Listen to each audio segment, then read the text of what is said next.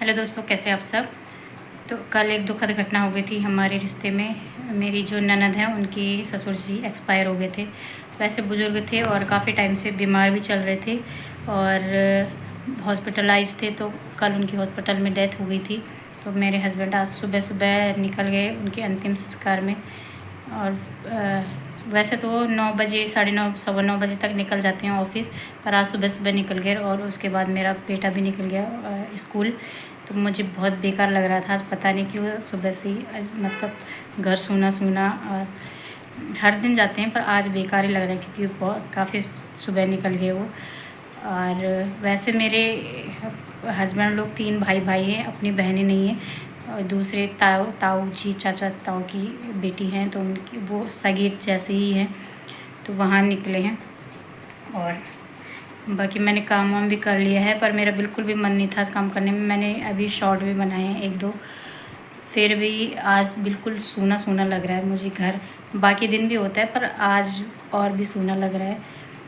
तो अभी हस्बैंड को फ़ोन करती हूँ कि 12:30 बज गए हैं। तो हस्बैंड को मैं फ़ोन करती हूँ कि कब तक आएंगे। वो मे भी आने वाले होंगे क्योंकि सुबह कल की डेथ हो रखी है, तो सुबह सुबह निकल गए थे और आने वाले हैं। तो मैं लंच की तैयारी भी कर लेती हूँ अगर आएंगे। और नहीं आएंगे तो फिर बेटे के लिए तो बनाना ही, थोड़ी देर बाद बनाऊँगी। तो मिलते हैं थोड़ी देर में। और ये देखिए महाराज जी आराम से बैठे खाना खा रहे हैं। तो दोस्तों अभी मेरे हस्बैंड खाना खाने तो आ नहीं रहे हैं, लंच करने, और वहीं करेंगे वो लंच। तो मैं अपने लिए और अपने बेटे के लिए बना रही हूँ खाना, और पनीर की भुर्जी बना रही हूँ, और साथ में रोटियाँ बनाऊँगी। आटा बचा है सुबह का। तो अभी मैं प्याज काट रही हूँ और मिर्ची लगने लगी मुझे।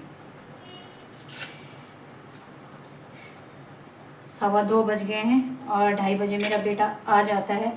तो फटाफट से लंच बना लेती हूँ। और भुर्जी बनाने में ज़्यादा टाइम नहीं लगता, प्याज टमाटर और उसको पनीर को क्रश करके डालना पड़ता है। बाकी सिंपल सा है भुर्जी बनाना, मुझे बहुत इजी लगता है, 5 मिनट का टाइम होता है।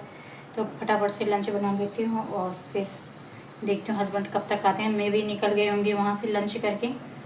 तो चलिए मिलते हैं थोड़ी देर में। ये प्याज बहुत रुलाता है दोस्तों, इस प्याज ने मुझे रुला रुला के परेशान कर लिया है।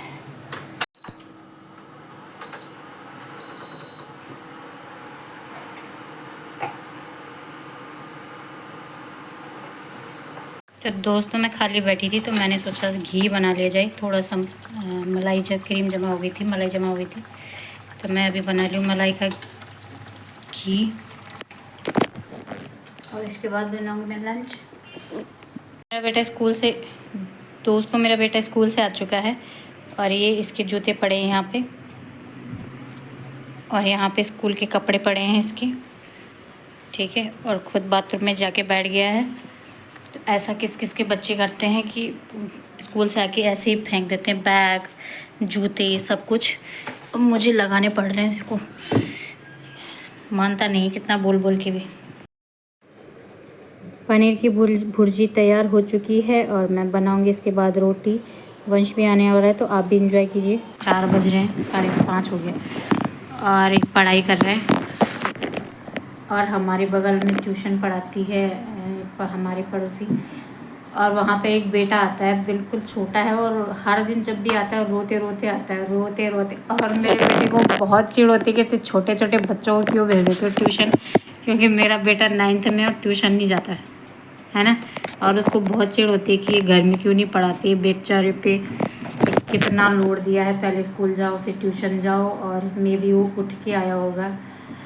तो भाई सच में बहुत लोड है बच्चों पे, और ये आजकल का फैशन बन गया है कि मतलब छोटे छोटे बच्चों को 2, 2.5, 3 साल की हुई और ट्यूशन भेज दो, घर में नहीं पढ़ाते, पता नहीं क्यों बोलते, मानते नहीं हैं।